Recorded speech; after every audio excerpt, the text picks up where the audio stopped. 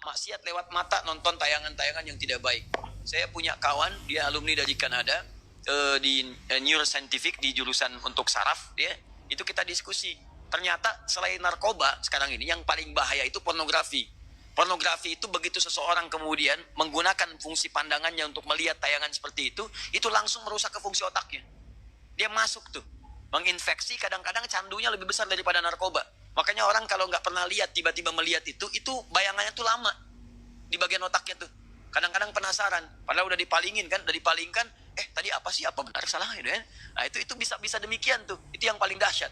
Nah kalau kemudian Anda ingin menghilangkan itu dan perilakunya diburuk nantinya, ke pola hidup, ke tubuh, ke macam-macam, Anda paham sendirilah gitu.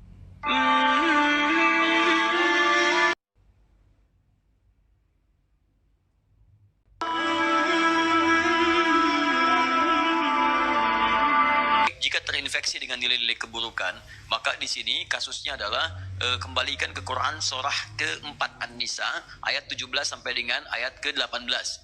Itu yang dikenal dengan taubat namanya. Ya, innamat taubatu 'alallahi lilladzina ya'maluna su'a bijahalatin tsumma yatubuna min qarib. Ya, sungguh taubat itu berlaku kata Allah bagi orang-orang yang terinfeksi dengan penyakit buruk. Su itu, lihat ayatnya. Innamat taubatu 'alallahi lilladzina ya'maluna su'an. Taubat itu dilakukan orang yang terinfeksi dengan keburukan. Su itu pekerjaan nafsu. Dari mana taunya? Quran surah 12 ayat 53. Inna nafsa la'ammaratun bisu. Sumbernya nafsu.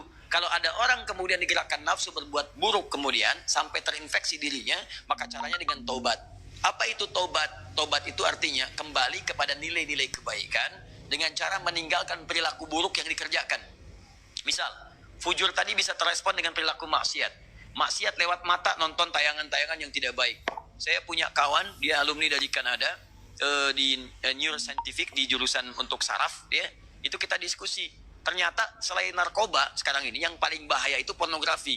Pornografi itu begitu seseorang kemudian menggunakan fungsi pandangannya untuk melihat tayangan seperti itu langsung merusak ke fungsi otaknya. Dia masuk tuh, menginfeksi, kadang-kadang candunya lebih besar daripada narkoba. Makanya orang kalau nggak pernah lihat, tiba-tiba melihat itu bayangannya tuh lama di bagian otaknya tuh. Kadang-kadang penasaran, padahal udah dipalingin kan, tadi apa sih, apa benar salah gitu kan? Nah itu bisa demikian tuh, itu yang paling dahsyat.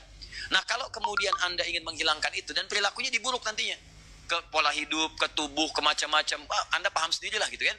Nah maka apa yang kemudian mesti dilakukan? Tinggalkan itu, tinggalkan, jauhi, taubat, akui salah, sesali itu, kemudian tinggalkan, dan cara meninggalkannya ganti dengan yang lebih baik. Pandang yang baik-baik, latihannya begitu.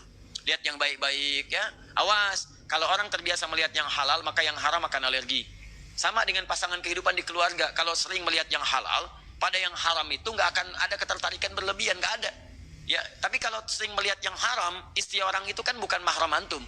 Kalau ngelihat istri orang keseringan, ngelihat istri sendiri jadi nggak enak. Ibu juga sama gitu. Kalau ngelihat suami orang tuh keseringan, lihat suami sendiri itu udah hambar. Makanya kalau orang-orang ngelihat yang halal itu yang bagus-bagus, maka yang haram itu akan sulit kita. Sama bicara juga begitu. Kotor kata-kata, tinggalkan yang kotor, balik kepada yang baik. Begitu baik biasaan, maka kotor akan dihilangkan. Nah, demikian adanya, maka hilangkan sumber itu.